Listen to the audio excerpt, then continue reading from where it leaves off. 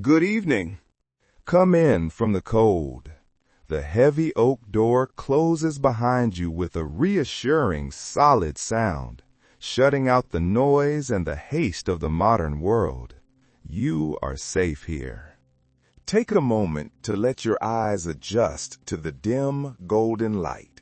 The air in this room smells of old parchment, beeswax, and the faint, woody scent of a fire burning low in the hearth. It is a smell that speaks of time, of patience, and of stories that have waited centuries to be told. Find your place. Perhaps you choose the worn leather armchair by the fire, its surface cool and smooth against your skin, softening as you settle into it. Or perhaps you prefer to stand by the window for a moment, watching the rain streak the glass, blurring the lights of the world outside into soft, glowing orbs of amber and silver. Listen to the rhythm of the rain. It is a steady, ancient drumbeat, a sound that has lulled humanity to sleep for thousands of years. Tonight, we have nowhere else to be. There are no deadlines here, no urgent notifications, no demands on your attention. There is only the quiet passage of time and the gentle unraveling of history. As you settle in, let your shoulders drop. Unclench your jaw. Let the tension of the day drain out of you, flowing away like the rainwater in the gutters outside. Breathe in deeply and breathe out slowly. Tonight, we are going to explore a very specific kind of history. We are going to open the heavy, iron-bound books that have gathered dust on the highest shelves. We are going to read the pages that historians once dismissed, the chapters that were labeled as myth, legend, or pure fantasy. For a long time, the modern world looked back at the medieval era with a sense of superiority. We saw their stories of monsters, of miracles, and of magic, and we smiled at their naivety. We assumed that because they did not have our technology, they did not understand their world. We dismissed their accounts of warriors who turned into bears, of plagues that made people dance until they died, and of beasts that stalked the French countryside. But as we peel back the layers of the past together, moving slowly through the night, we find something surprising. We find that the line between myth and reality is much thinner than we dared to imagine. We discovered that the historians who dismissed these tales were often wrong. These were not just fairy tales invented to frighten children. They were observations. They were real events, witnessed by real people, and recorded with the only language they had available to them at the time. Tonight, we will look at these myths through the lens of modern science, psychology, and archaeology. We will see that the magic of the past was often just chemistry that hadn't been named yet. We will see that the monsters were biological realities. And we will see that the miracles were often feats of human ingenuity and social organization. But we will not rush. History, like a good sleep, should not be hurried. We will take our time with each story. We will immerse ourselves in the atmosphere of the past, the biting cold of a Viking winter, the humid heat of a medieval harvest, the smoky haze of an alchemist's laboratory. So, as the fire crackles softly and the shadows dance on the walls, let us begin our journey. Let us drift back across the centuries, leaving the electric lights of the present behind, and step into the flickering torchlight of the past. Imagine, if you will, a map spread out on a wooden table before us. The edges are curled with age. The ink is faded. It shows a world that is both familiar and strange. Our finger traces a line north, far north, past the comfortable cities of Europe, across the gray, churning waters of the North Sea to the snow-covered forests of Scandinavia. The wind is howling here. The trees, ancient pines tall as cathedral spires, are heavy with snow. It is a world of white and gray, where the nights stretch on for weeks, and the cold is a physical weight. In this frozen landscape, we find our first myth, a story of fury, a story of transformation, a story that was whispered around campfires with a mixture of awe and terror. The story of the men who wore the skins of bears. The silence of the Scandinavian winter is profound.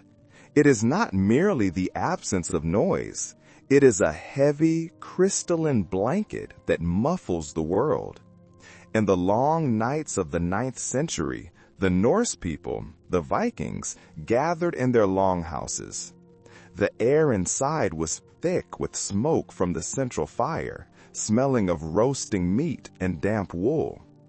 Outside, the wind screamed like a living thing, but inside, voices were lowered as they told stories of the berserker.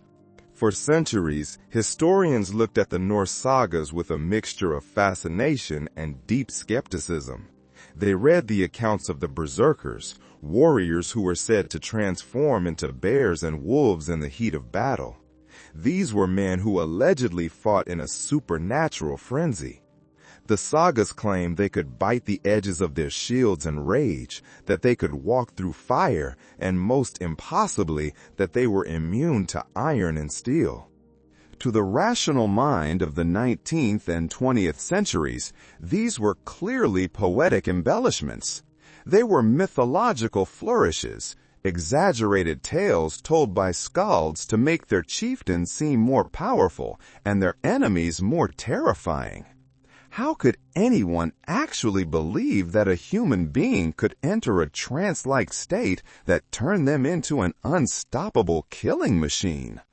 It seemed biologically impossible. But let us pause and look closer at the reality buried beneath the poetry. The word itself, berserker, gives us our first tangible clue. It comes from the Old Norse bear serk. It literally translates to bear shirt or bearskin.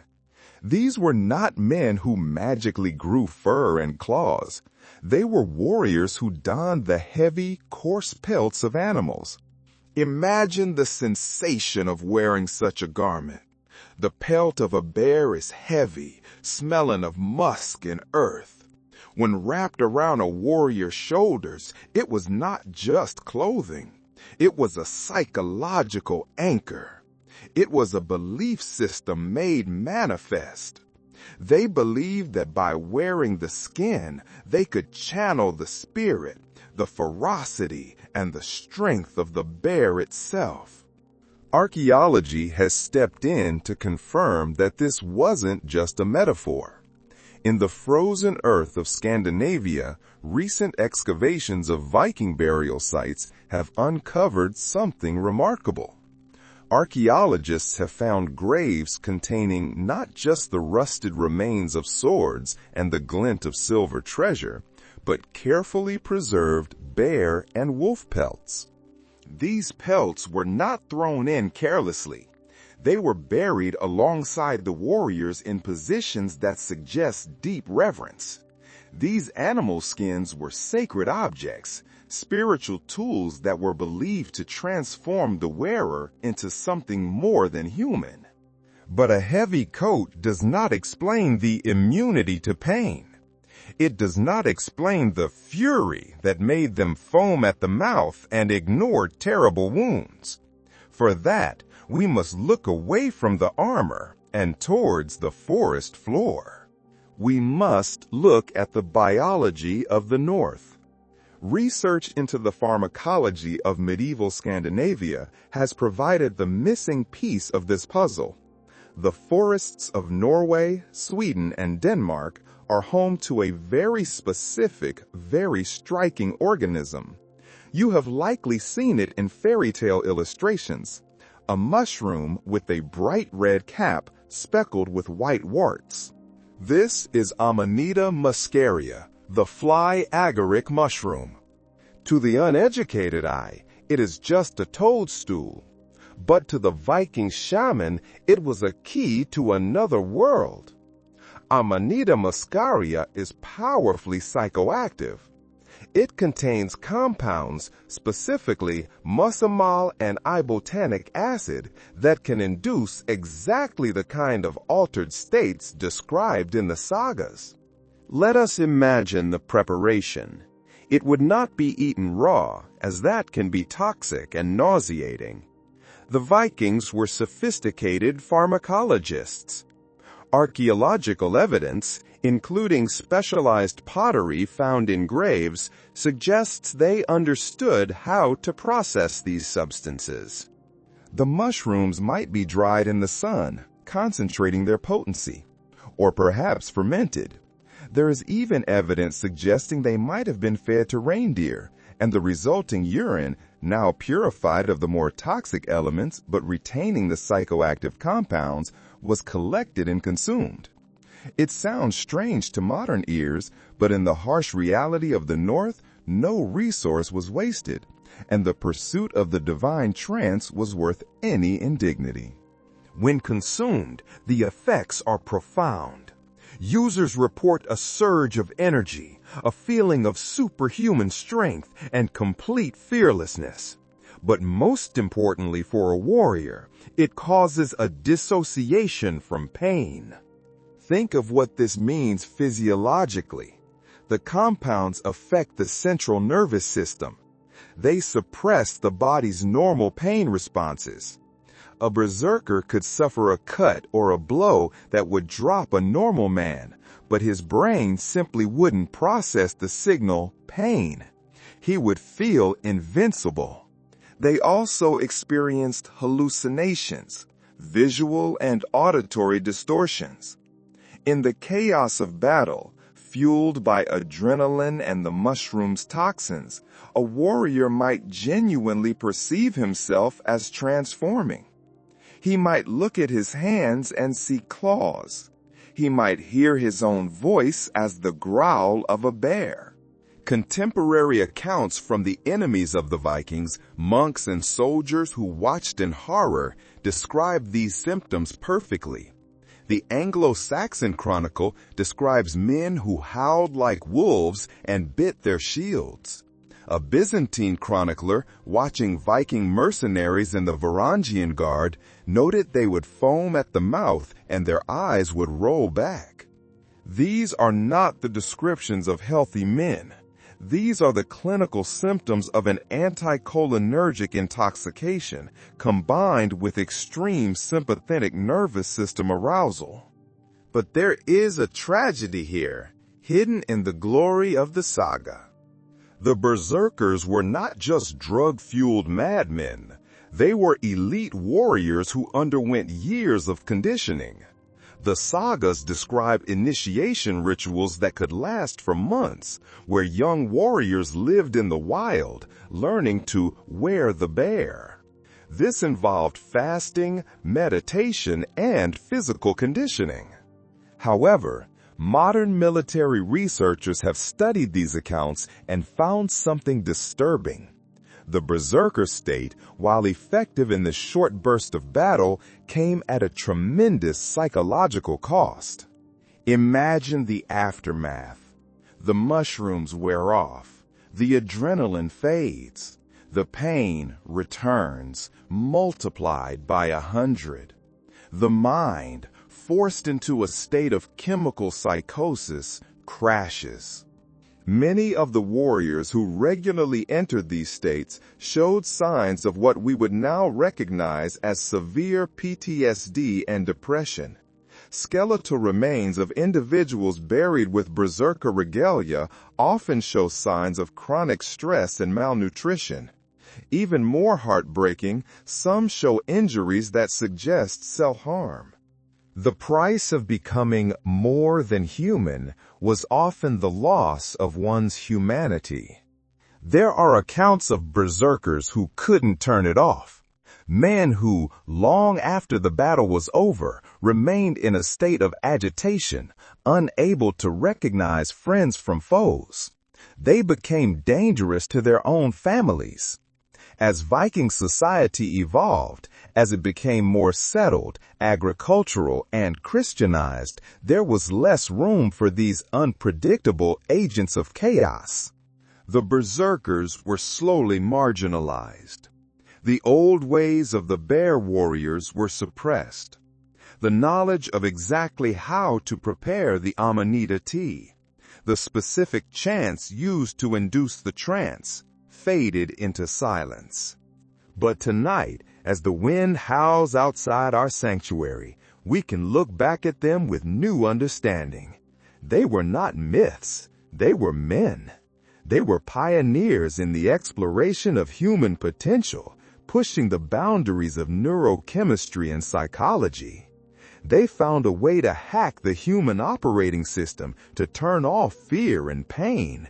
But they learned the hard way that such power always demands a price. The bear shirts have rotted away. The iron swords have rusted into the earth. But the image of the warrior, standing alone against the snow, screaming his defiance at the world, remains. And now, let us leave the freezing cold of the north. Let the snow melt away. Let the gray skies clear. We are moving south, and we are moving forward in time. The air is growing warmer, heavier. We are traveling to the stone streets of a bustling medieval city where a different kind of madness is about to take hold. Let us leave the snow behind. Let the biting wind of the north fade from your memory. Imagine instead that you are stepping into a wall of heat. It is July, in the year 1518. We are in the city of Strasbourg, in what is now France. The air here is heavy, humid, and still. The city is crowded within its walls. The narrow streets trap the heat of the sun, baking the timber-framed houses until they creak. The smell of the city is intense.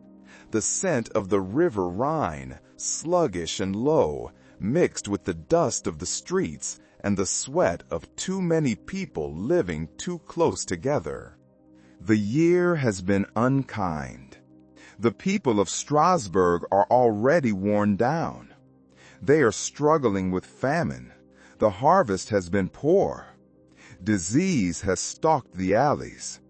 There is a tension in the air, a collective anxiety that sits on the chest like a physical weight. It is on a sweltering day like this that a door opens.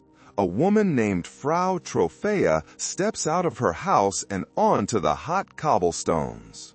She does not walk to the market. She does not greet her neighbors.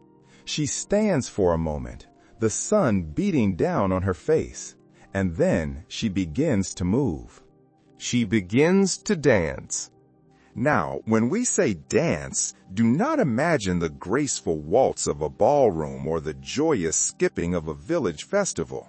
This is something else entirely. It is a jerking, frenzied movement. It is compulsive. It looks less like a performance and more like a seizure set to a rhythm only she can hear. She dances without music. She dances without smiling. Her face is a mask of concentration, or perhaps desperation. For hours she moves. Her wooden shoes clatter against the stone. The neighbors gather, initially confused, perhaps a little amused. They think it might be a religious fit, or perhaps a bit too much wine. But the hours turn into a day. The sun sets, casting long shadows down the street, and still Frau Trophea dances. Darkness falls, the air cools slightly, but her rhythm does not break. She continues through the night. By the next morning, her feet are bleeding, soaking through her shoes.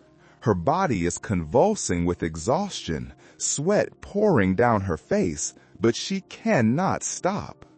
Amusement turns to concern. Concern turns to horror, because she is not alone for long. Within days of Frau Trophäus' first step, others begin to join her. It is not a choice. They do not join in to support her. It is as if an invisible tide has swept them up. One by one, neighbors, friends, strangers, they are seized by the same irresistible compulsion. By the end of the first week, there are dozens of people dancing in the heat of Strasbourg. By the end of the month, the number has swollen to over 400. 400 pairs of feet stamping on the stone, the heavy breathing, the cries of pain. It is a cacophony of human distress. These people dance for days, weeks, even months without stopping. They danced until their legs gave out. They danced until their hearts, pushed beyond all endurance, simply stopped beating. Many of them died right there in the street, their final act a desperate, rhythmic twitch. For centuries, historians looked at the accounts of the dancing plague and shook their heads. They dismissed it as medieval superstition, a tall tale invented by monks to warn against the dangers of sin. Surely, the idea that hundreds of people could literally dance themselves to death is too absurd to be true. But the records are there. This was not a legend. It is documented in city council minutes and physicians' notes and sermons and in local chronicles. We have the receipts of the crisis. We know, for instance, that the city authorities were terrified. They didn't know what to do. They consulted physicians, who were baffled. They consulted priests, who declared it was a curse, possibly from Saint Vitus, a saint believed to have the power to inflict compulsive dancing. And then the city council made a decision that is tragic in hindsight. They decided that the dancers just needed to get it out of their systems. They believed the cure for the dancing was more dancing. So they hired musicians. They paid for pipers and drummers to play in the streets. They even built wooden stages and hired strong men to hold the dancers up so they could keep moving. It was a catastrophic mistake. The music didn't help. It acted as a contagion. It provided a rhythm for the chaos. The sight of the stages and the sound of the drums drew more people in. The epidemic spread faster. The dancing became more violent, more deadly. So what was actually happening in the summer of 1518? How does modern science explain a city that danced until it died? Researchers today point to a perfect storm of biological and psychological factors. First, let's look at the bread. The staple diet of the poor in Strasbourg was rye bread. In cool, damp summers, rye is susceptible to a fungus called ergot. When this fungus is ground up with the flour and baked into bread, it survives. Ergot is toxic. It produces alkaloids that are chemically similar to LSD. Ergot poisoning, known in the Middle Ages as St. Anthony's fire, causes terrible symptoms: burning sensations in the limbs, hallucinations, and severe uncontrollable muscle spasms and convulsions. It is highly probable that many of the dancers were suffering from mild ergot poisoning. Their bodies were twitching and jerking because their nervous systems were under chemical attack. But ergot alone doesn't explain why they danced in groups or why it spread like a social virus. For that, we need psychology. We need to understand mass psychogenic illness, often called mass hysteria. This is a well-documented phenomenon where physical symptoms spread through a population with no infectious agent. It happens when a group of people is under extreme, prolonged stress. And the people of Strasbourg were at their breaking point. Famine, plague, political instability, and a deep, terrifying belief in divine punishment. They were living on the edge of survival.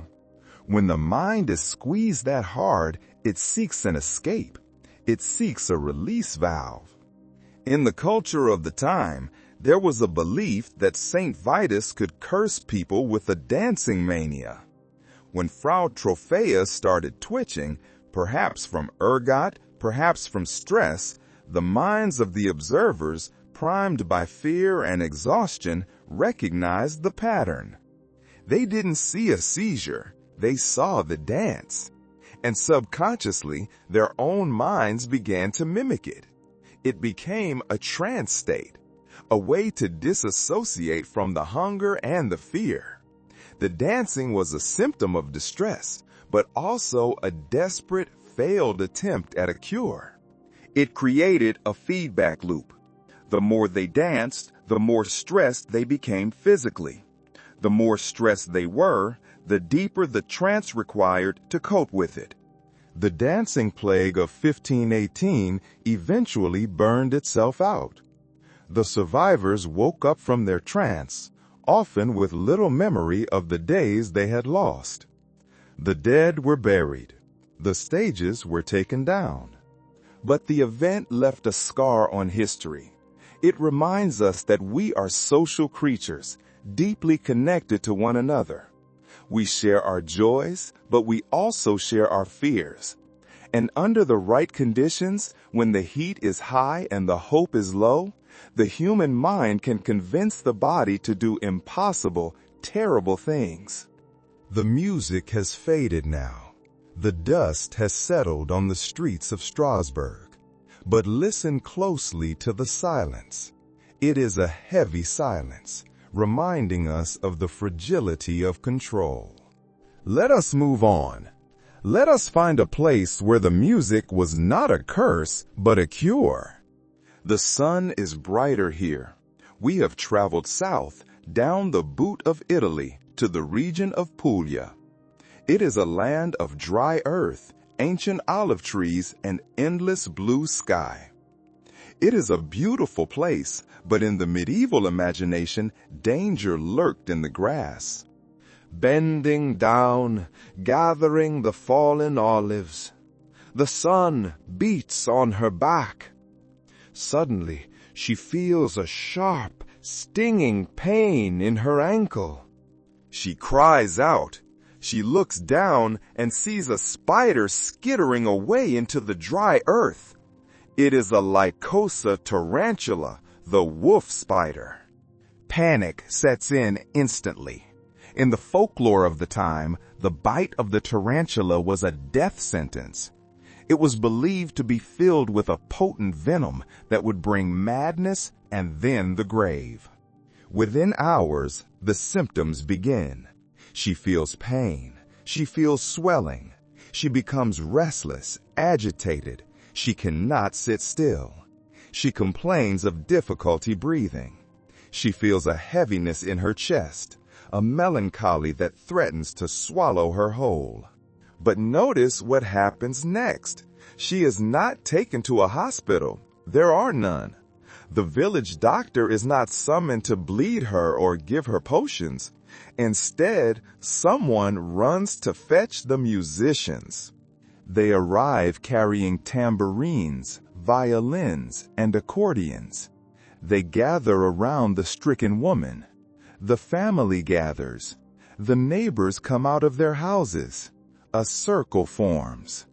And they begin to play. They do not play a mournful dirge. They play a fast, driving rhythm. A triplet beat that mimics the heartbeat of a runner. Dum-da-da, dum-da-da, dum-da-da. The woman, who moments before was clutching her chest in agony, begins to move. At first, it is just a twitch, then a sway, and then she is on her feet. She begins to dance. She stomps her feet. She spins. She throws her head back. She dances with a vigor that seems impossible for a dying woman. She dances for hours. The musicians sweat, passing the melody between them so the music never stops. Eventually, she collapses, drenched in sweat, completely exhausted. She sleeps, and when she wakes up, she is cured. This is the ritual of the tarantella. For centuries, Northern Europeans on their grand tours looked at this practice and laughed. They saw it as primitive superstition. A dance to cure a spider bite? It sounded like the height of Italian peasant nonsense. But once again, if we look through the lens of modern science, we see something brilliant. First, let's look at the spider. The European wolf spider is big and scary looking, yes, and its bite is painful, like a bee sting. But it is not deadly. It does not cause madness or death. So, were the victims faking it? No, their suffering was very real. But the source of the suffering wasn't the venom, it was the mind. Medieval life was hard. For women in particular, life in southern Italy was often a cycle of endless labor, strict social rules, and repression. The bite of the spider became a cultural trigger. The belief that the bite was fatal caused extreme anxiety. The symptoms described, chest pain, difficulty breathing, agitation, impending doom, are the classic textbook symptoms of a severe panic attack. The victim was trapped in a cycle of psychosomatic illness. The fear caused the symptoms, and the symptoms increased the fear. The tarantula was a sophisticated, community-engineered intervention. It was dance therapy hundreds of years before the term existed. Think about the physiology of the cure. The vigorous, high-energy dancing discharged the built-up muscle tension and nervous energy caused by the fight-or-flight response. The heavy sweating helped the body feel cleansed, physically mimicking the expulsion of poison. The sustained physical exertion triggered the release of endorphins and endocannabinoids, the brain's natural painkillers and mood elevators. But the music was the key driver. Modern ethnomusicologists have studied the specific rhythms of the tarantella. The fast, repetitive, driving beat has a measurable effect on the brain. It can induce a trance state. This altered state of consciousness allowed the victim to dissociate from their pain and their fear. It broke the panic loop. And we cannot ignore the social aspect. In a normal week, a peasant woman might be ignored or overworked. But when she was bitten, she became the center of the universe. The whole village stopped work to help her. The musicians played for her. Her neighbors clapped and cheered for her.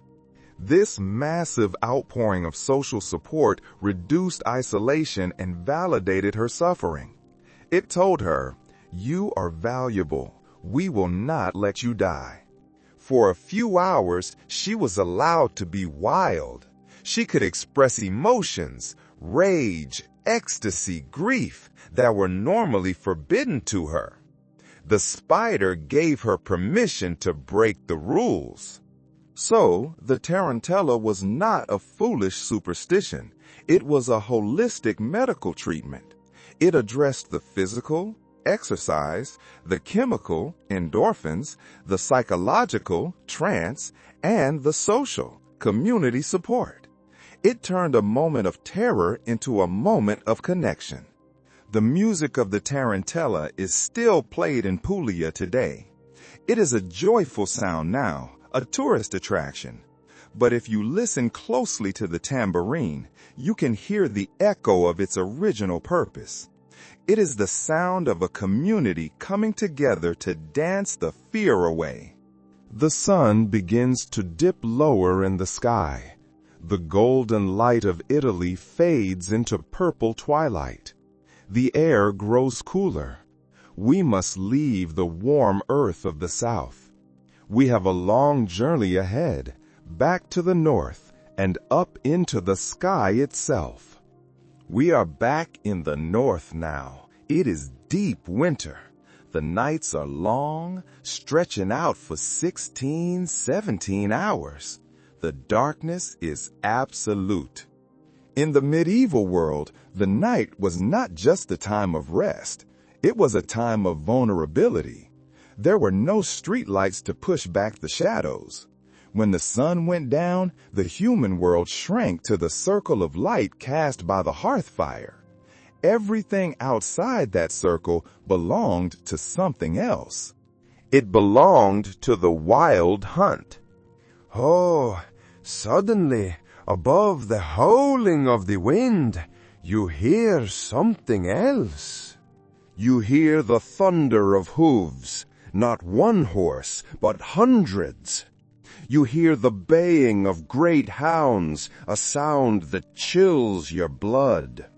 You hear the blast of hunting horns, wild and discordant.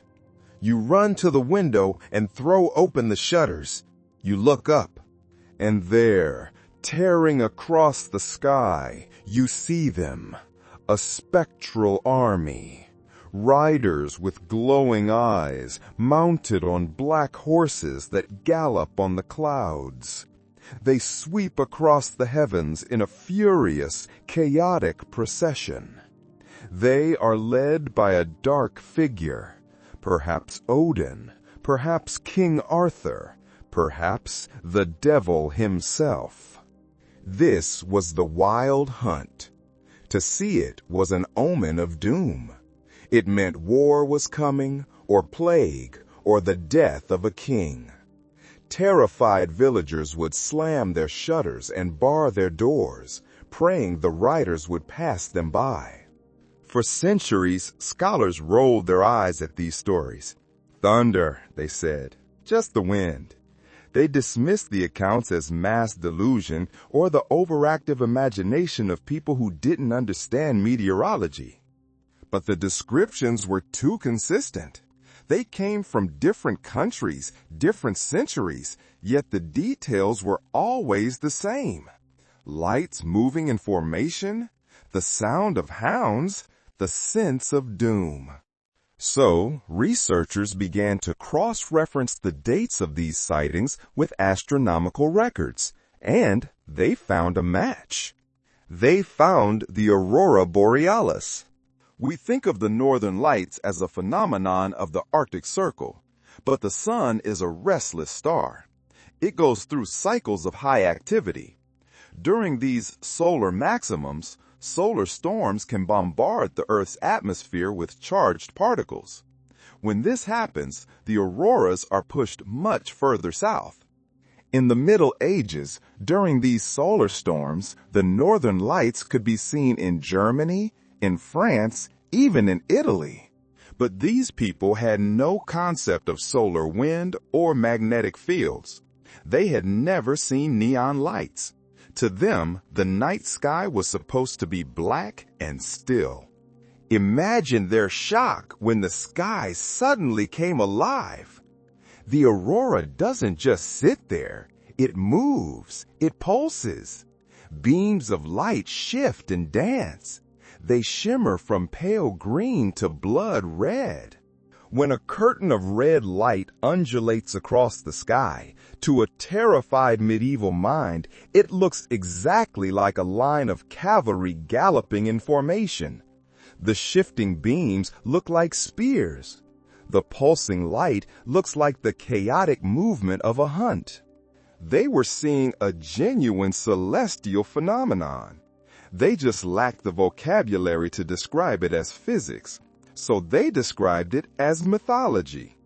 But that explains the lights. What about the sounds? The baying hounds? The thundering hooves? Auroras are silent. Here we turn to the science of acoustics. The wild hunt was most often seen in winter on cold, clear nights. These are the exact conditions needed for a weather phenomenon called atmospheric ducting or a temperature inversion. Normally, air gets colder as you go up, but sometimes a layer of warm air sits on top of a layer of cold air near the ground. This creates a duct or a channel in the sky. Sound waves can get trapped in this channel. They can travel for incredible distances, bouncing between the layers, losing very little energy.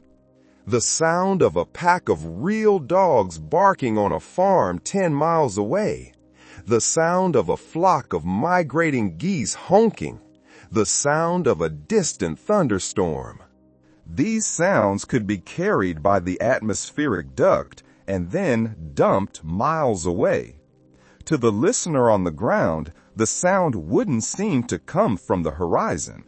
It would sound like it was coming from directly overhead. It would be terrifying, a clear, loud barking of dogs coming from the empty sky above your roof. It would be terrifying. It would sound exactly like a ghostly pack of hounds running through the clouds. So, the witnesses were not crazy. They saw lights in the sky. They heard dogs in the air. Their senses were telling them the truth. And interestingly, their superstition that the hunt foretold disaster was often statistically correct. Why? Because the weather conditions that allow for auroras, solar storms, and atmospheric ducting, extreme cold fronts, are often precursors to harsh weather. A bitter winter meant famine. It meant livestock dying. It meant weakened immune systems and disease. The wild hunt didn't cause the disaster, but it was a reliable symptom of the changing seasons that brought the disaster. The medieval peasant was a master of pattern recognition. They knew that when the sky riders appeared, hard times were coming. They were right. They just blamed the ghosts instead of the jet stream. The wind dies down. The spectral riders fade back into the stars. The sky is quiet again. But the mysteries of the earth are not exhausted yet. We must turn our gaze from the heavens back to the ground, to a small village in England, where the earth itself seemed to give birth to a mystery. We find ourselves now in the rolling farmland of Suffolk, England. The year is sometime in the 12th century, during the reign of King Stephen. The village is called Woolpit, named for the deep pits dig around the perimeter to trap wolves. It is a quiet place, a place where everyone knows everyone, a place where strangers are rare. One day, during the harvest, the villagers are working near the wolf pits. They hear a noise, not a wolf, but a child's cry. They investigate, pushing aside the brambles. And there, huddled in the bottom of the pit, they find two children, a boy and a girl. They are dressed in clothes made of strange material, unfamiliar to the rough wool of the peasants. They are terrified.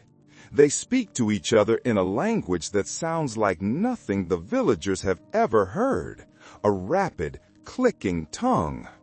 But the thing that stops the villagers in their tracks, the thing that makes them cross themselves in fear, is their skin.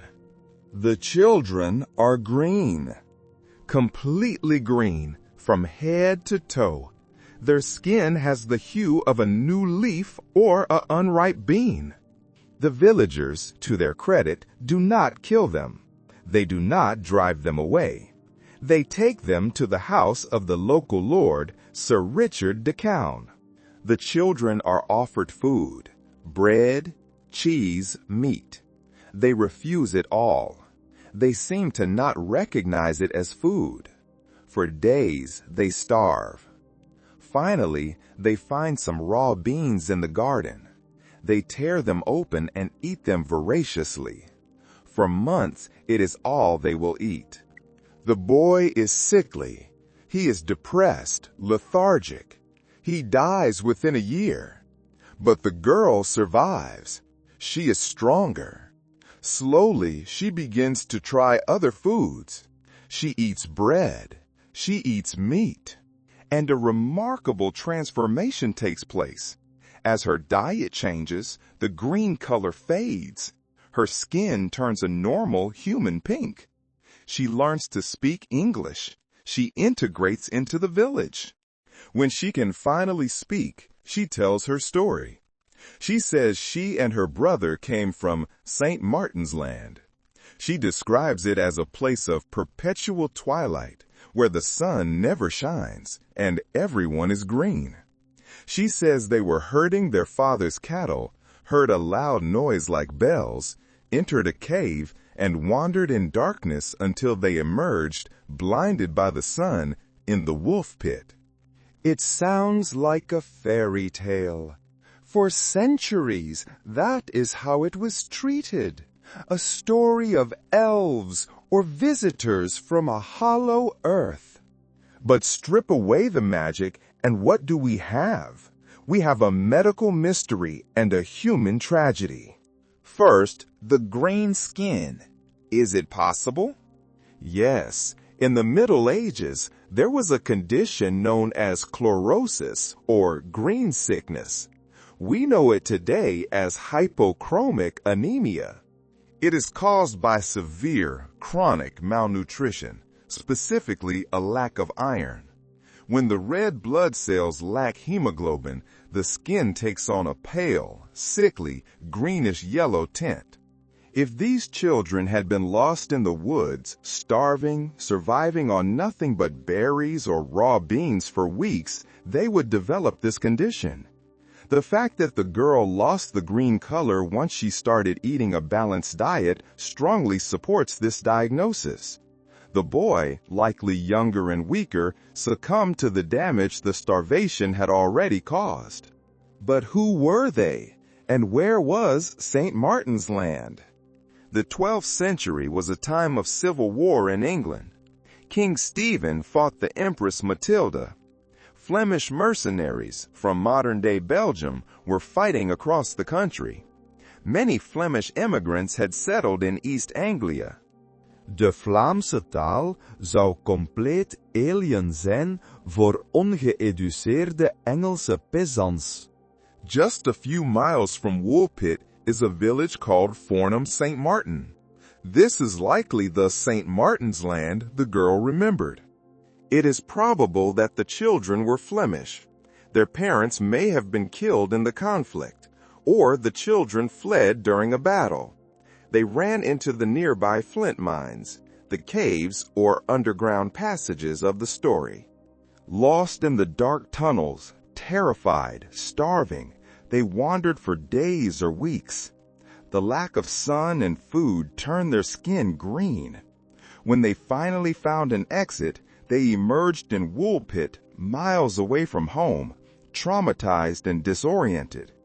Their memory of a land of twilight was likely the confusion of a child remembering the dim light of the mines or the dense forests. The story of the green children is not a story of aliens. It is a story of refugees. It is a story of two lost, starving orphans found by strangers who didn't speak their language. And the most beautiful part of the mystery is not the green skin. It is the reaction of the villagers. In a superstitious age, faced with green monsters, they didn't reach for their pitchforks. They reached for a plate of food. They took the strangers in. They cared for them. The green children remind us that compassion can bridge the gap between worlds, even when we don't understand the language, and even when the people asking for help look terrifyingly different from ourselves. The fields of Woolpit are quiet now. The pits are filled in. but the wind through the grass still whispers the story of the twilight visitors. Let us move on. From the green fields, we must go to the gray stone of the city. We must face a figure that has haunted our nightmares for centuries. A figure in a mask. There is perhaps no image that summons the dread of the Middle Ages more effectively than the plague doctor, the medico della peste.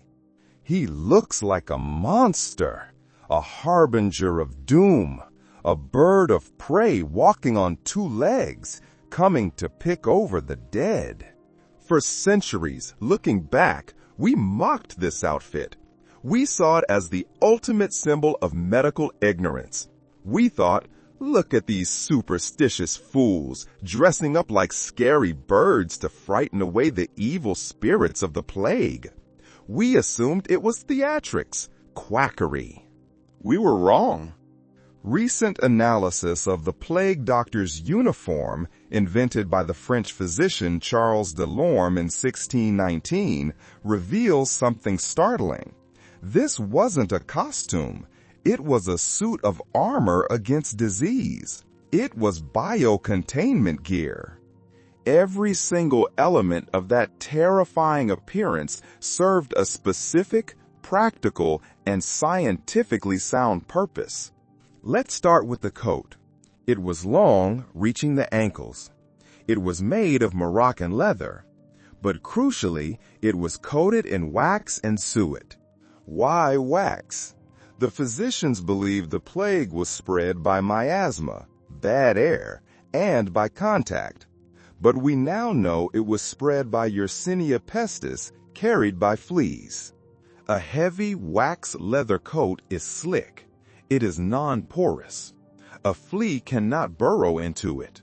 Fluids from a coughing patient can be wiped off it easily. It was effectively a waterproof hazmat suit. It created a physical barrier that kept the vectors of disease, fleas, and droplets away from the doctor's skin. He wore thick leather gloves and boots tucked into the suit. No skin was exposed. He carried a long wooden cane. This wasn't just for walking. It was a tool. He used it to examine patients without touching them. He could lift bed sheets, point to areas of swelling, or fend off desperate people, all while maintaining a safe distance. But the most famous and most misunderstood element is the mask, the beak. It looks grotesque to us, but it was functional. It was an early gas mask. The beak was hollow. It wasn't just a shape, it was a container. The doctors packed the beak with a special blend of theriac, a mix of more than 55 herbs and compounds. Dried flowers, camphor, cloves, laudanum, myrrh, and sponges soaked in vinegar. The doctor breathed through this mixture. The idea was to filter the bad air. While they were wrong about the miasma theory, the mechanism worked. The beak acted as a filter. The packing material physically trapped particles. The strong scents overwhelmed the smell of rotting flesh, which helped the doctor keep his composure and not vomit. Furthermore, many of the herbs they used, like cloves, rosemary, and camphor, have mild antimicrobial properties. Vinegar is a disinfectant. By breathing through vinegar-soaked sponges, they were inhaling an antiseptic vapor.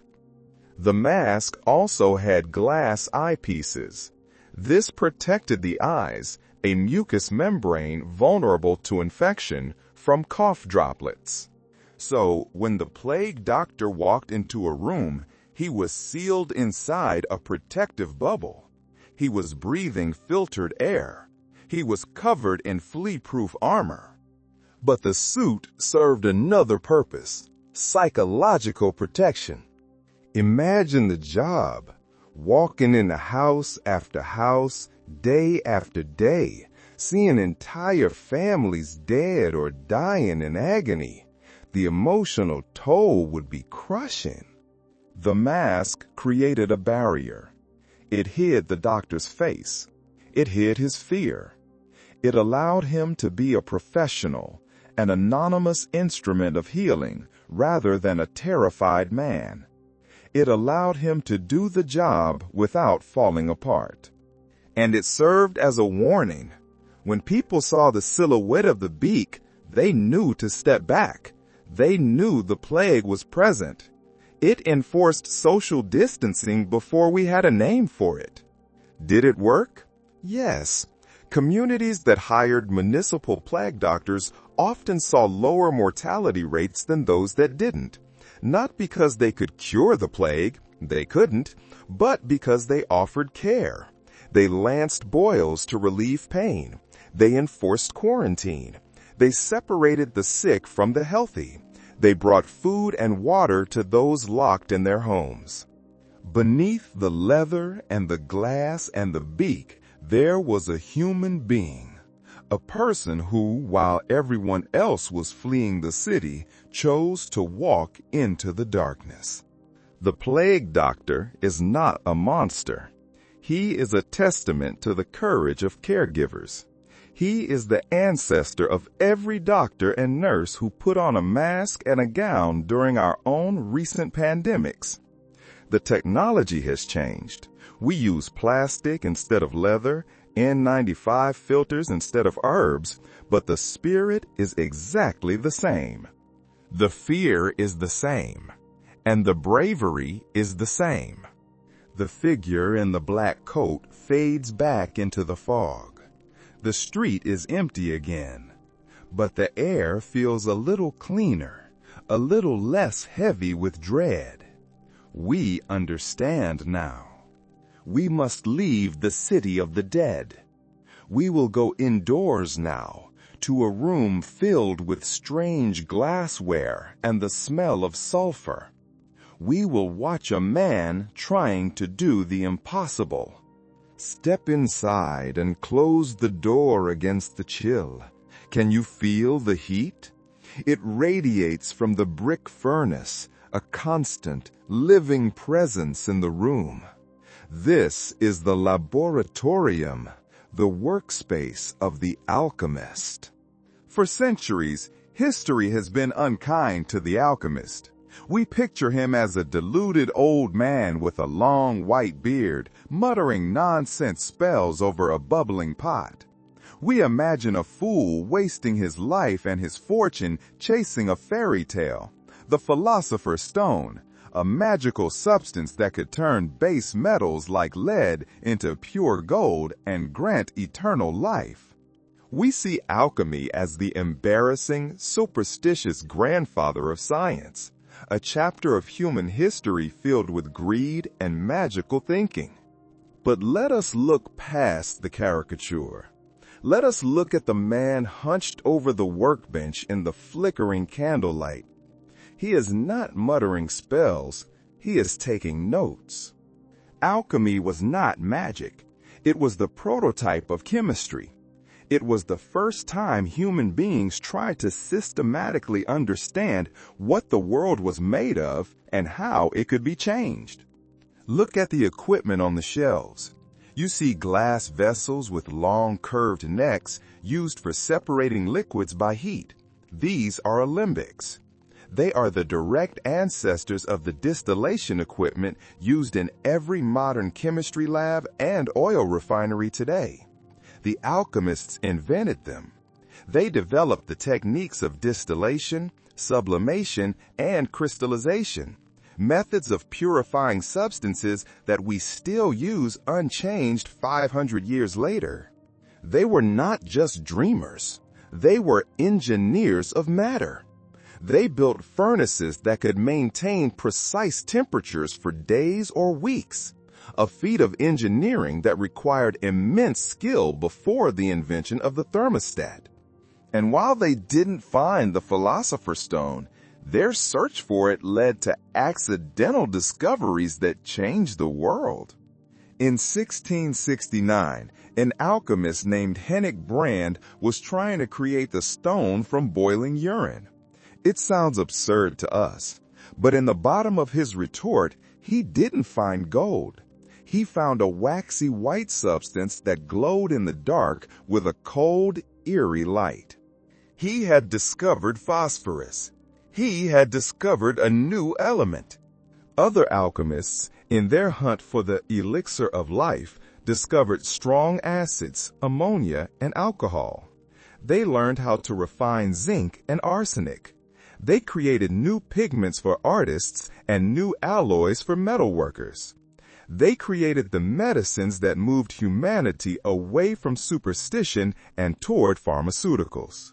But what about the gold? Was the idea of transmutation, turning lead into gold, pure fantasy? Surprisingly, no. The alchemists were actually right in principle. They believed that all matter was composed of the same basic stuff, just arranged differently. Therefore, if you could rearrange the soul of the metal, you could change lead into gold. Modern nuclear physics tells us this is true. Lead and gold are just atoms with different numbers of protons. If you bombard lead with neutrons in a particle accelerator, you can turn it into gold. The alchemists were theoretically correct about the mutability of matter. They just lacked the nuclear reactor to pull it off. They were trying to do with chemistry what can only be done with physics. Even the most famous scientist in history, Sir Isaac Newton, was an alchemist. When he wasn't discovering gravity or inventing calculus, he spent his nights here, in rooms just like this, tending his furnace. He wrote more than 1,000,000 words on alchemy. He believed that the gravitational force that held the planets in orbit was related to the sympathies that bound chemicals together. The mystical language they used, the Red King, the Green Lion, the marriage of the sun and moon, was not nonsense. It was a code. In a violent world where knowledge was power, they couldn't just write down, dissolve gold in aqua regia. Someone might steal the secret. So they wrote in metaphors to protect their intellectual property. So, as we watch the alchemist bank his fire for the night, let us give him his due. He is not a fool. He is a pioneer. He is working in the dark with no periodic table to guide him, trying to unlock the secrets of the universe with nothing but fire, glass, and patience. The furnace glows dim now. The experiments are cooling. Let us leave the heat of the lab and travel to a place of cool, echoing stone. A place where the power to change the world comes not from fire, but from a touch. We are in the nave of a great cathedral. It might be Westminster Abbey in London or Reims in France. The atmosphere is thick with reverence and desperation. Look at the people in the line. They are peasants, mostly. Their clothes are rough wool, stained with the dirt of the fields. They look tired. Many of them have swellings on their necks, angry, red lumps. They are suffering from scrofula, a form of tuberculosis that infects the lymph nodes. In the Middle Ages, it was known as the king's evil. They have traveled for days, walking miles on dusty roads, sleeping in ditches, just to be here. They are waiting for a miracle. At the front of the line sits the king. He is dressed in velvet and fur, a stark contrast to the rags of his subjects. He looks tired, too. This is a duty, a burden of the crown. One by one, the sick kneel before him. The king reaches out. He places his bare hand on the peasant's neck, right over the sores. He murmurs a prayer. The king touches you. God heals you. Then His attendants give the peasant a gold coin, a touch piece to wear around their neck. For centuries, historians looked at this ritual and saw it as the height of royal arrogance and peasant superstition.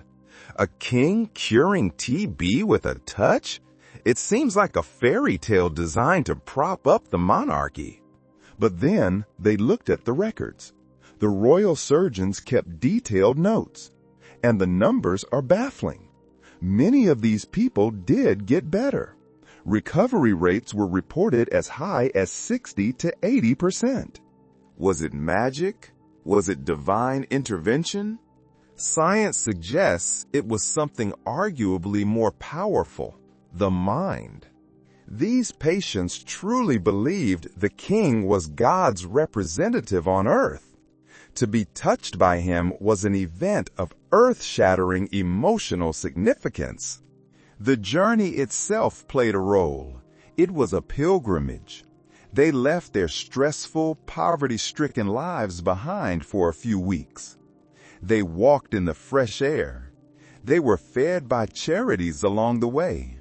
Then the ceremony, the incense, the music, the stained glass, the overwhelming sensory experience, and then the touch. This profound emotional shock triggers the placebo effect. But placebo doesn't mean fake. It is a physiological reality. When the brain is flooded with hope and belief, it releases endorphins and dopamine. It lowers stress hormones like cortisol. This boost can kickstart the immune system. Scrofula is a disease that the body can fight off on its own, given time and strength. The royal touch gave the immune system the push it needed. And there is one more detail, the coin. The touch piece given to the patient was often gold or silver. They wore it against their skin right near the infection for months. We know today that silver and copper have antimicrobial properties. It is possible, though slight, that the metal itself helped reduce the infection. But the real cure was dignity. For a peasant who was used to being ignored or treated like an animal, to be touched with gentleness by a king was a healing act. It validated their humanity. It told them they mattered. The royal touch reminds us that medicine is not just about chemicals. It is about connection. It is about the power of hope. The line of pilgrims shuffles on, bathed in the colored light of the stained glass. We leave them to their prayers. We must move now to a dustier, sadder road, a road filled with smaller footprints. The year is 1212. The summer is hot and dry. The roads of northern France and western Germany are choked with dust. It is not the tramp of armored boots. It is the patter of bare feet and sandals. It is the sound of high-pitched voices singing hymns. This is the children's crusade. It began with a vision. A 12-year-old shepherd boy named Stephen of Cloyes said Jesus appeared to him with a letter. The message was simple. The knights had failed to retake Jerusalem because they were sinful. Only the pure of heart, the children, could succeed. They wouldn't need swords. They believed that when they reached the Mediterranean Sea, the waters would part for them, just as the Red Sea parted for Moses. They would walk dry-shod to the Holy Land, and the Saracens would convert simply by seeing their innocence. It sounds like a myth, a moral fable invented by a storyteller, but it happened. Historical records from Paris to Cologne confirm it. Thousands of children left their homes. Some were shepherd boys, some were sons of merchants. They just walked away. They followed Stephen in France and a boy named Nicholas in Germany. These were not supervised school trips. These were thousands of children, unsupervised, walking hundreds of miles with no food supplies, no maps, and no protection. Why did they do it? And why did their parents let them go? We have to understand the desperation of the time. The year 1212 was a time of spiritual crisis.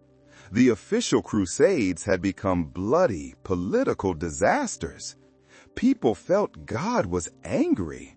There was a hysterical desire to do something, anything, to appease heaven. When the children started marching, people saw it as a sign. They fed them. They cheered them on. They saw their own children as sacrificial offerings to God. But the road is long, and faith does not fill an empty belly. Die Gruppe kroste die Alps into Italy. Immergehen tausende Kinder treiben zu Kreuzen snowy Mountainpässe in Sandeln. Many died of exposure. Many were eaten by wolves. Denen, die's überlebten, erreichten Italy starving und disillusioniert. Le Français groupe reached Marseille. They stood on the shore. They prayed. They waited for the sea to part. The waves crashed against the shore, indifferent to their prayers. The sea did not open. And then the real predators appeared. Two merchants, according to tradition, offered the children ships. They said they would take them to the Holy Land for free for the glory of God. The children, exhausted and grateful, boarded the ships. 7 ships set sail. They were never seen in Jerusalem. Years later, a survivor returned. He told the truth. 2 ships wrecked in a storm. The other 5 sailed to North Africa. The merchants had sold the children, thousands of them, into slavery in the markets of Algiers and Cairo. It is one of history's cruelest betrayals. The Children's Crusade was not a story of divine magic. It was a story of exploitation. It shows us the dark side of faith when it is unmoored from reason. It shows us how the innocence of the young can be weaponized by the cynicism of the old. The dust settles on the empty road. The singing fades. The wind blows over the unmarked graves in the Alps. It is a somber mystery, a reminder of the vulnerability of hope. Let us turn away from the dusty road. Let us seek a different kind of heat. A heat that burns but does not consume. Fire is the element of destruction. It consumes everything it touches. To walk into fire is to walk into death. And yet, the medieval records are full of stories of the fireproof saints. We read of Saint Francis proposing to walk through fire to convert the Sultan. We read of Saint Catherine of Siena falling into a trance and leaning against a burning hearth without a blister. We read of trial by fire, where monks would carry red-hot iron bars to prove their truthfulness. For a modern mind, this is impossible. Flesh burns at 118 degrees Fahrenheit. Charcoal burns at over 1,000 degrees. But look at the figure standing by the coals. He is not panicking. He is calm. He steps onto the glowing embers. He walks. He reaches the other side. He checks his feet. There are no burns. How? It is not magic. It is physics. Specifically, it is the Leidenfrost effect. You have seen this in your kitchen. If you drop water onto a pan that is hot, it sizzles. But if the pan is extremely hot, the water droplet skitters across the surface like a bead of mercury. It doesn't boil away immediately. Why? Because the bottom of the droplet vaporizes instantly. This creates a tiny cushion of steam, a gas layer, between the water and the hot metal. Steam is a terrible conductor of heat. It insulates the water droplet, protecting it from the heat for a few seconds. The same thing can happen to a human foot. If the skin is damp from sweat or from damp grass, or perhaps a ritual washing before the walk, that moisture vaporizes when it hits the coals. For a split second, the walker is walking on a cushion of steam, not on the fire itself. If they move fast enough and don't let the coals stick to them, the heat doesn't have time to transfer to the flesh. But there is another layer to this mystery: the mind. The medieval mystics were masters of the trance state. They spent years in prayer, fasting, and meditation. They learned to control their breathing, to lower their heart rate, to detach their mind from their body. Modern science calls this analgesic dissociation. When the brain is in a deep meditative state, it can literally block pain signals. It can suppress the body's inflammatory response. Stress causes blood vessels to dilate and skin to become sensitive. Calm, absolute, deep, trance-like calm constricts the vessels. The saint who walked on fire wasn't just relying on physics. They were relying on a level of mental control that most of us can barely imagine. Archaeology even suggests some miracles had a little help. Analysis of some medieval sites found traces of alum and other fire-retardant salts. A monk might wash his robes or his skin in these solutions before a demonstration. It wasn't necessarily fraud in their minds, it was preparing the vessel for God's protection. So, the firewalker is real. He is a testament to the strange physics of our universe and the untapped power of the human mind to override the most primal fear we have, the fear of burning. The coals fade to gray ash. The heat dissipates. The night grows cold again. We must go to a place where the cold is eternal. A place where the dead do not sleep, but wait. Here, in the silence of the tomb, we encounter the mystery of the incorruptibles. In the Catholic tradition, there are saints whose bodies defy nature. They do not decay. Decades, even centuries after death, they remain flexible, lifelike, sometimes even emitting a sweet scent known as the odor of sanctity. Saint Bernadette of Lourdes, Saint Catherine of Bologna. We have photographs of them. They lie in their shrines looking like sleeping dolls, untouched by the worm or the rot. For the medieval believer, this was the ultimate proof of the divine. It was a miracle. God had suspended the laws of nature to show the holiness of his servant. But if we look with the eyes of a forensic pathologist, we see that nature has not been suspended. It has been paused. The phenomenon of incorruptibility is rare, but it is scientifically explainable. It usually comes down to three things: environment, chemistry, and diet. First, the environment. Many of these saints were buried in crypts that were accidentally perfect for preservation. They were cool, dry, and had very little airflow. If a body is buried in dry, alkaline soil, or in a sealed tomb with low oxygen, the bacteria that cause decay cannot survive. The decomposition process is halted before it can really begin. In some cases, the body undergoes a process called saponification.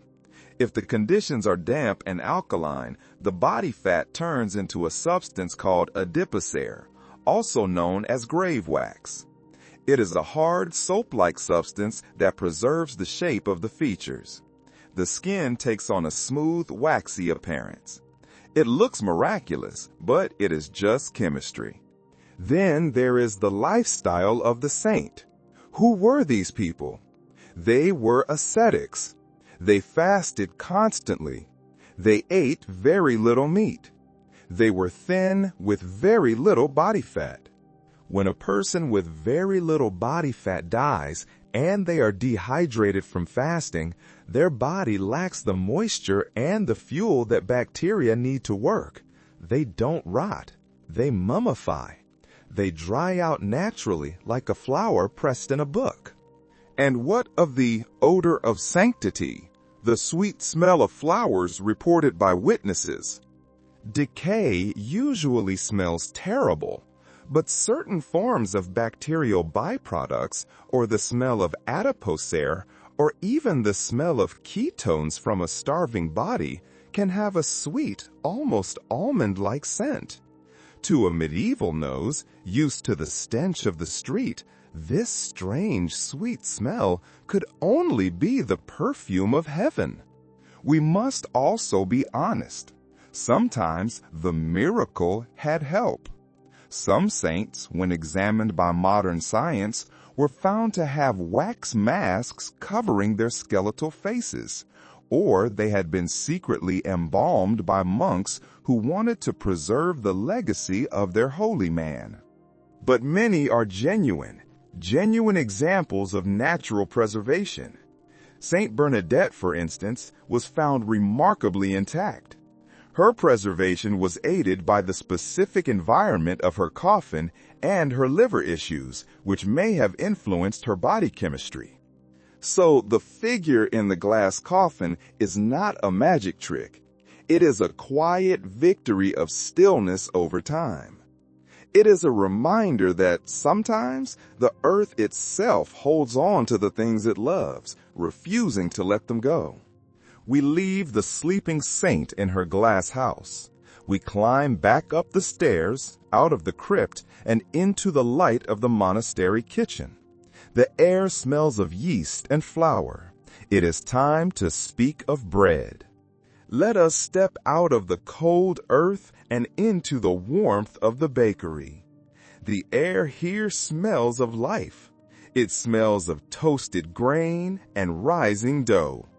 In the chronicles of medieval Europe, there are stories that appear again and again, stories that gave hope to the starving and confused the skeptical. These are the accounts of the miraculous multiplication of bread. We find these stories in the records of St. Nicholas of Tolentino in 1305, where a monastery facing a brutal winter somehow fed its monks and the surrounding village when the grain stores should have been empty. We see it in the records of the Abbey of St. Denis during the famine of 1197. The accounts are consistent. The winter is harsh. The harvest has failed. The granaries are nearly bare. And yet the bread keeps coming. The monks distribute loaf after loaf to the hungry refugees at their gates. The stewards check the stores, expecting to see nothing but dust. Yet they find enough grain for another day, and another. For centuries, historians dismissed these accounts. They saw them as pious frauds, lies told by monks to make their saint look powerful, or perhaps just terrible inventory management where the monks didn't know how much food they actually had. But modern historical analysis, combined with archaeology, gives us a different explanation. The miracle was real, but it was a miracle of technology and logistics, not magic. The medieval monastery was not just a place of prayer. It was a center of cutting-edge technology. It was the Silicon Valley of the 13th century. Consider the milling. The average peasant ground their grain with a hand quern, 2 heavy stones turned by muscle. It was inefficient. It left large, coarse pieces of grain that the body couldn't digest fully. The monastery, however, had the capital to build water mills or windmills. These machines were marvels of engineering. They turned the stones with immense, consistent power. they could grind the grain much finer than a hand corn ever could. Why does this matter? Because finer flour absorbs more water. It creates a dough that rises higher and stretches further. A sack of grain ground in a monastery mill produces significantly more bread and more calories than the same sack ground by hand. To a peasant used to coarse, dense flatbread, the fluffy, substantial loaves from the monastery would literally seem like the grain had multiplied. But the miracle went deeper than just grinding. It was about the recipe. Nutritional analysis of medieval monastic diets reveals that the monks were sophisticated dietitians. They didn't just bake wheat. They mixed in legumes, dried beans, peas, and lentils ground into flour. This was brilliant. Grain is a carbohydrate. Beans are a protein. When you mix them, you create a complete protein, forcing the body to utilize the nutrients more efficiently. A loaf of monastery bread fortified with bean flour was far more filling and nutritious than a standard loaf. You could eat less of it and feel full. You could feed more people with the same amount of raw ingredients. To a starving population, this efficiency looked like divine intervention. And finally, there was the miracle of logistics. When a famine struck, the peasant was isolated. If his crop failed, he starved. But the monastery was part of a network. It was a multinational corporation. If the abbey in France had a bad harvest, the sister house in Germany or Italy might send a shipment of grain down the river. They had vast underground granaries, designed with ventilation to keep the grain dry and free of mold for years. They had the discipline to ration food strictly when the first signs of trouble appeared. So, when the refugees arrived at the gates, they found a system that was working. They found bread that was better, more plentiful, and seemingly endless. The monks attributed this to the grace of God, and perhaps it was. But it was also the grace of human intelligence, of planning, and of community. It was the miracle of civilization. The ability to organize, to invent, and to share, turning the scarcity of winter into the abundance of survival. The ovens cool down. The last loaf is distributed.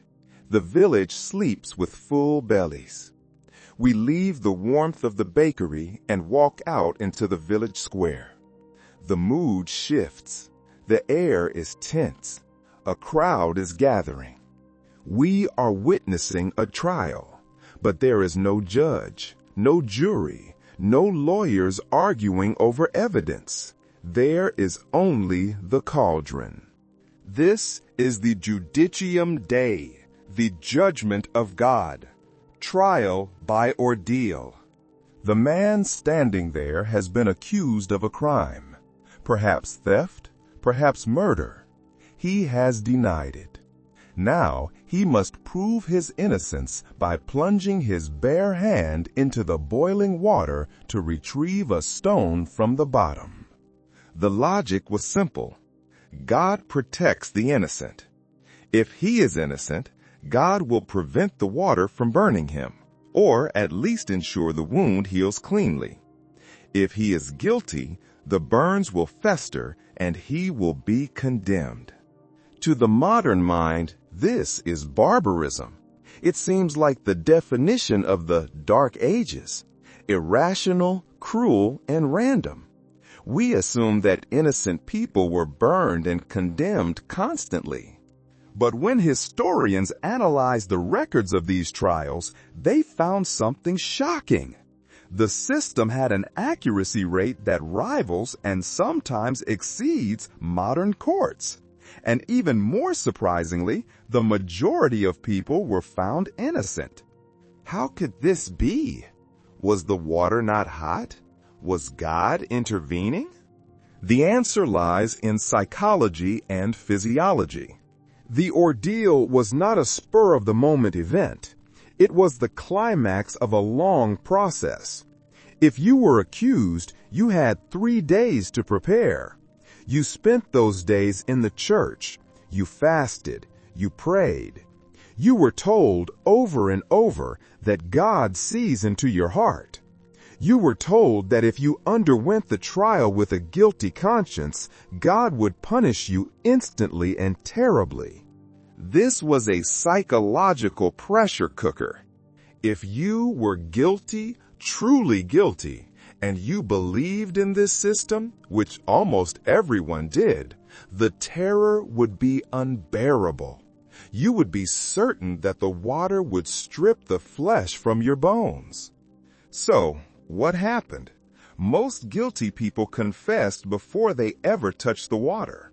They would rather pay a fine or face exile than face the wrath of God in the boiling pot. The ordeal acted as a terrifyingly effective plea bargain system. But what about the innocent? You know you didn't steal the silver. You know, God knows you didn't steal it.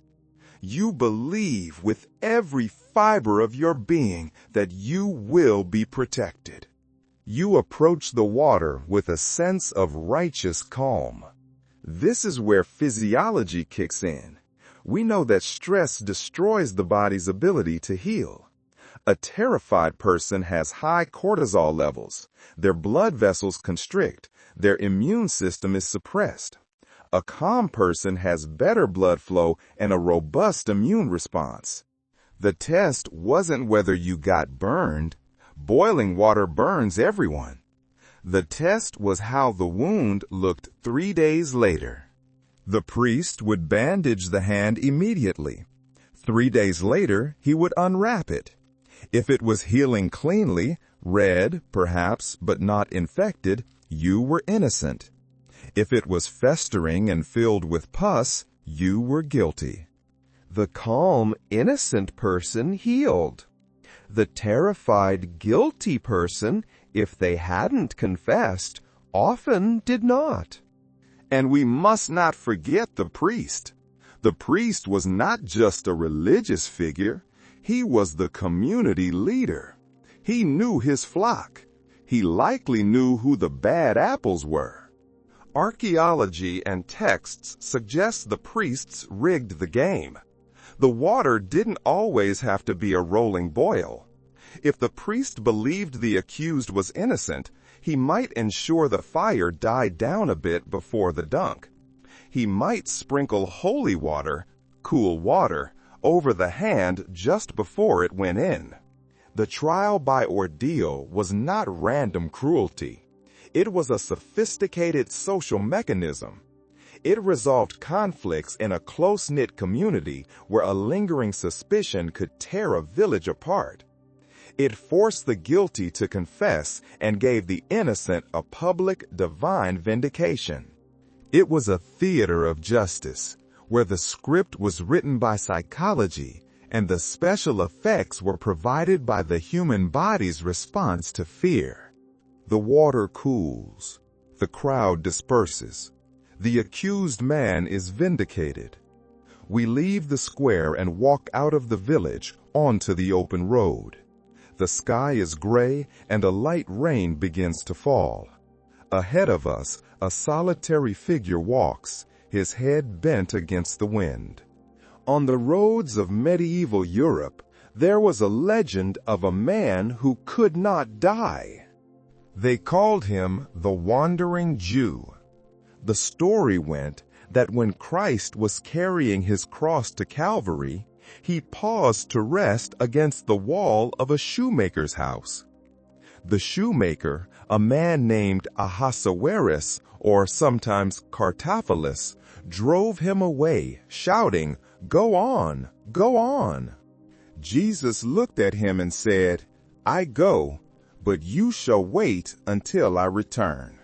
And so, the legend says, the man was cursed.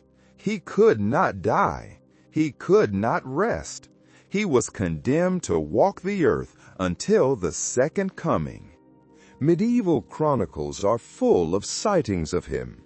A bishop in Armenia claims to have dined with him. A merchant in Hamburg says he saw him standing in the market, looking at the cathedral with eyes that had seen the fall of Rome. He is always described as a man of indeterminate age, humble, speaking only when spoken to, and fluent in every language of men. It is a haunting story, but like all the myths we have explored tonight, it is a mask for a deeper reality. It is a story that helps us understand the nature of medieval travel and the diaspora.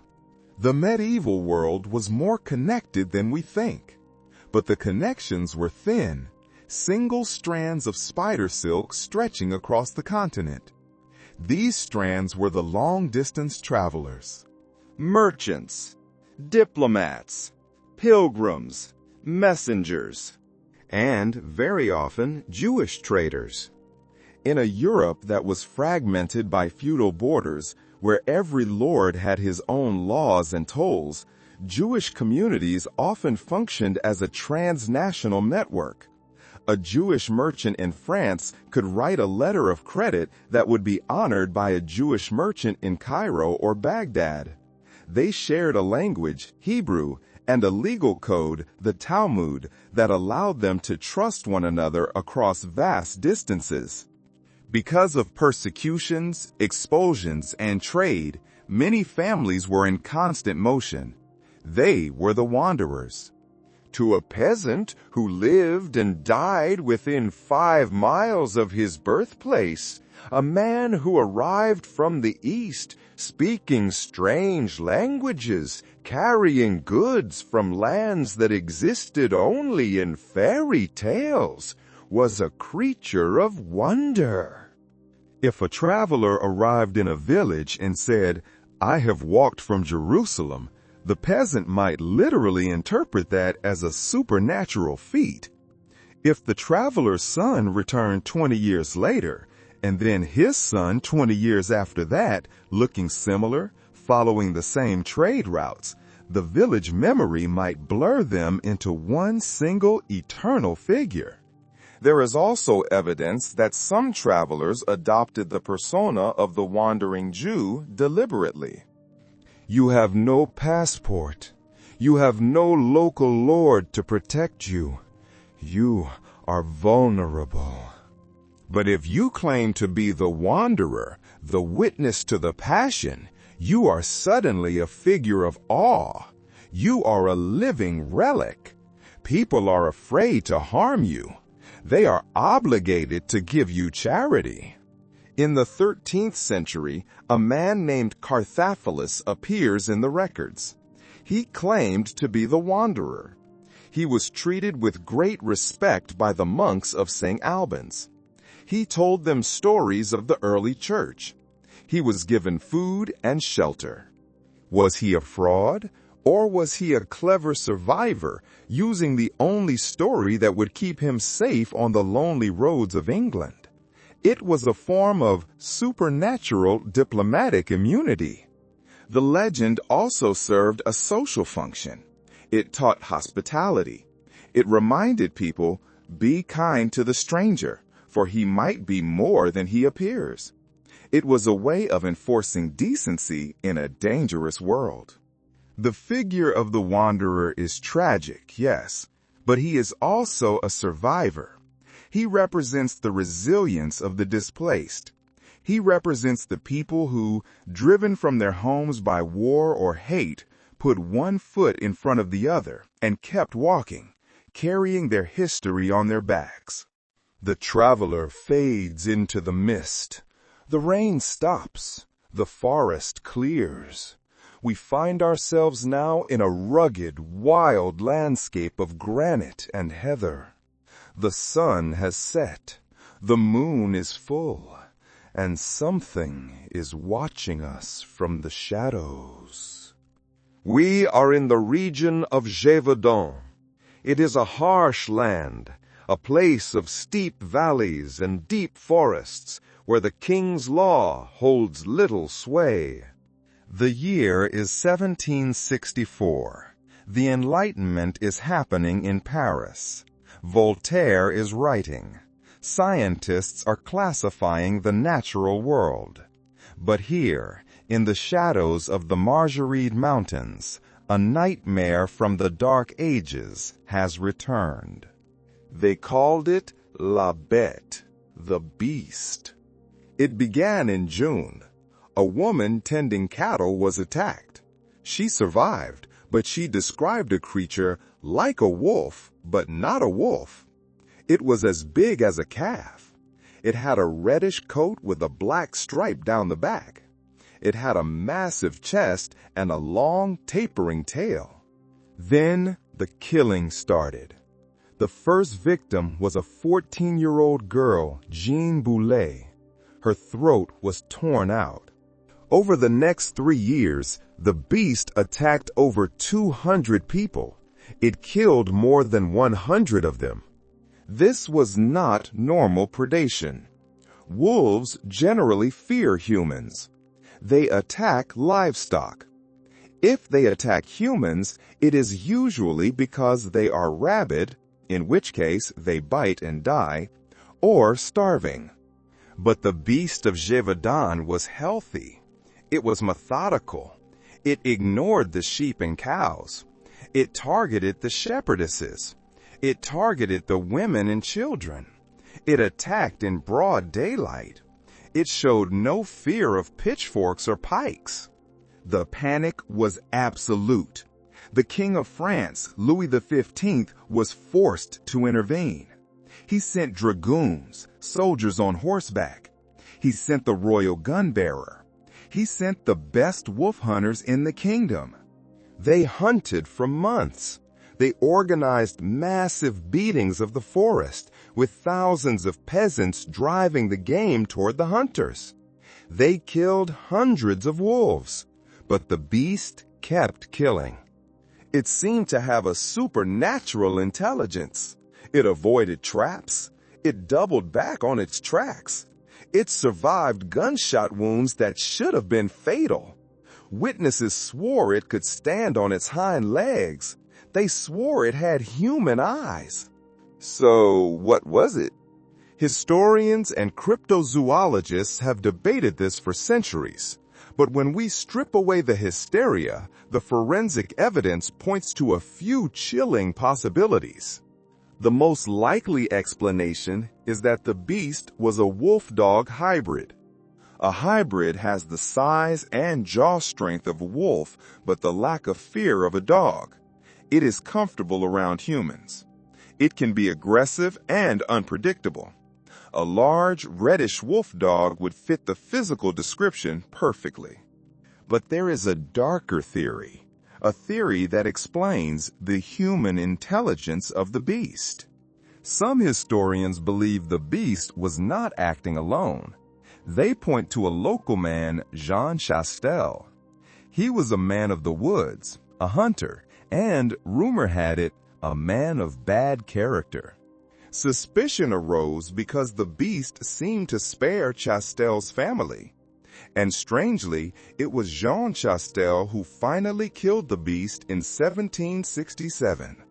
The legend says he used a silver bullet forged from a medal of the Virgin Mary, the origin of the werewolf silver bullet myth.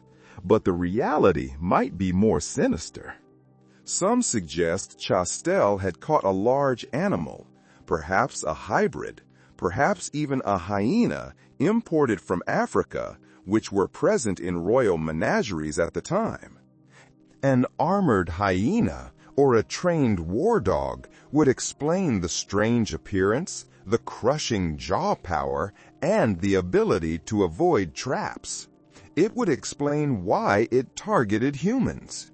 Was the beast of Gévaudan actually the weapon of a serial killer, using an animal to commit his crimes? We will never know for sure.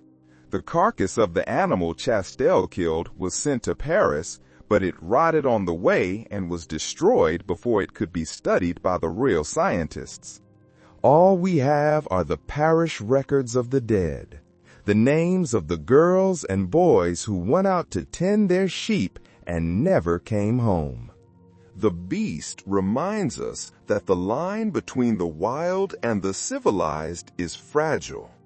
It reminds us that even in the age of reason, there are things in the woods that have teeth.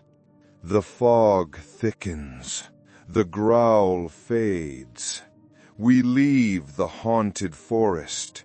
We must travel north again, one last time, to the coast of the North Sea, to a place of salt and stone and blood. We approach now the darkest mystery of the North, a ritual that has become synonymous with Viking cruelty. The Blood Eagle. The sagas describe it in terrifying detail. The execution of a hated enemy, usually a king who had killed a Viking's father. The victim was restrained face down. The executioner would carve the shape of an eagle into the back. The ribs would be severed from the spine with an axe, and then the ribs would be pulled open and the lungs pulled out to drape over the shoulders, resembling the folded wings of a bird. It is a nightmare image. For a long time, historians comforted themselves with the belief that it was fiction. They argued it was physically impossible to perform, that the victim would die instantly, preventing the ritual from being completed. They said it was just a literary device used by Christian monks to paint the Vikings as demons. But the earth holds the truth. In Repton, England, archaeologists uncovered a mass grave from the time of the Great Heathen Army. Among the bones, they found skeletons with strange markings. The ribs had been hacked from the back. The trauma was consistent with the blood eagle. And computer modeling of human anatomy has delivered a chilling verdict. It is possible. If the executioner was skilled, and the Vikings were masters of anatomy from both battle and butchery, they could perform the cuts without severing the main arteries immediately. The victim would go into shock, yes, but they might remain conscious for the beginning of the ritual. They could survive for minutes, perhaps longer. Why? Why would human beings do this to one another? It is easy to call it sadism, but we must understand the Viking mind. This was not torture for the sake of pain. It was a sacrifice. Odin, the All-Father, was the god of war, but also the god of wisdom and poetry. His symbol was the raven. He was the hanged god who sacrificed himself to himself on the world tree to gain the knowledge of the runes. The blood eagle was a ritual of transformation. By opening the body, by creating the wings, the executioner was transforming the victim into a messenger. They were sending the spirit of their enemy to Odin. It was an act of extreme piety. It was a way of saying, I give you this life. I give you this blood. Witness my vengeance and my devotion. The lungs, draped like wings, were meant to evoke the ravens of Odin, Hugin and Munin, thought and memory. It was also a weapon of psychological warfare. Imagine the terror of the Anglo-Saxon kings when they heard rumors of this ritual. It told them that the Northmen were not just invaders. They were people who had absolutely no fear of death or blood. It paralyzed the opposition with horror. The blood eagle represents the extreme edge of human belief. It shows us what happens when religion, warfare, and anatomy intersect in the darkest possible way. It is a reminder that the Vikings were not just bearded barbarians. They were a complex people with a sophisticated, if terrifying, worldview. The wind howls over the headland. The sea crashes against the rocks below, washing away the stains. We turn our backs on the gray ocean. We have one final stop, a room filled not with blood, but with ink. We end our journey not with a sword, but with a machine, the printing press, the invention that brought light and knowledge to the world. But in 1487, it printed darkness. The book coming off the press is titled Malleus Maleficarum, The Hammer of Witches. It was written by a Dominican inquisitor named Heinrich Kramer. Kramer was an angry, frustrated man. He had tried to prosecute women for witchcraft in Innsbruck, but the local bishop had thrown him out, calling him senile and crazy. Kramer wanted revenge. He wanted to prove he was right. So he wrote a book. Before this, witchcraft was largely a collection of folk beliefs. The church often dismissed it as a delusion. But Kramer changed everything. He systematized it. The Malleus was a manual. It was a how-to guide for hunting witches. It combined theology, law, and creepy folklore into a coherent system. It argued that witchcraft was real, that it was a conspiracy against God, and, crucially, that most witches were women. It provided the legal loopholes needed to torture people. It taught inquisitors how to spot a witch, look for a mole, a birthmark, an inability to cry. It taught them what questions to ask to trick a suspect into confessing. Kramer's genius was in his bureaucracy. He created a system that was self-perpetuating. If you tortured someone, they would confess. To stop the pain, they would name names. Then you arrested those people. The system fed itself. And the printing press, the internet of its day, allowed this virus to spread. The Malleus became a bestseller. It sat on the bench of every judge and magistrate in Europe for 200 years. It is estimated that between 40,000 and 60,000 people were executed for witchcraft in the centuries that followed. Most were women. Most were poor. Many were just unpopular neighbors or people who looked different. The Malleus Maleficarum is a chilling reminder of the power of the written word. It turned a village superstition into a continental genocide. It shows us that evil is not always a monster in the woods. Sometimes, evil is a well-organized filing system. Sometimes, it is a man with a pen, convinced of his own righteousness. The press stops. The book is bound.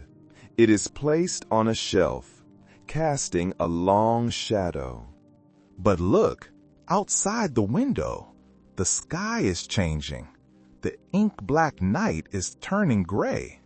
The night has passed. We have traveled a long way together, you and I. We have stood in the snow with the berserkers and felt the heat of the alchemist's furnace.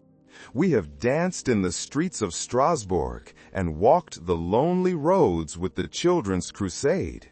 We have looked into the face of the beast and read the pages of the hammer. We have peered into the shadows of the medieval world. And what have we found? We found that the darkness was not empty. It was filled with people. People who were trying, just like us, to make sense of a frightening and beautiful world. We found that their magic was often just science they hadn't named yet. The berserkers' rage was chemistry. The saints' firewalking was physics. The miraculous bread was logistics. We found that their monsters were often just nature misunderstood. The wild hunt was the northern lights. The green children were refugees. The beast was an animal. And we found that their cruelty and their kindness were deeply human. The same civilization that invented the torture of the blood eagle also invented the compassion of the tarantella dance and the dignity of the royal touch. The medieval world was not a time of aliens or demons. It was a time of human struggle. It was a time of resilience. And now the sun is coming up. The shadows are retreating. The mysteries of the night are folding themselves away, back into the pages of the history books. The modern world is waiting for you. It has its own problems, its own mysteries. But for now, you are safe. The monsters are gone. The witches are gone. The plague is gone.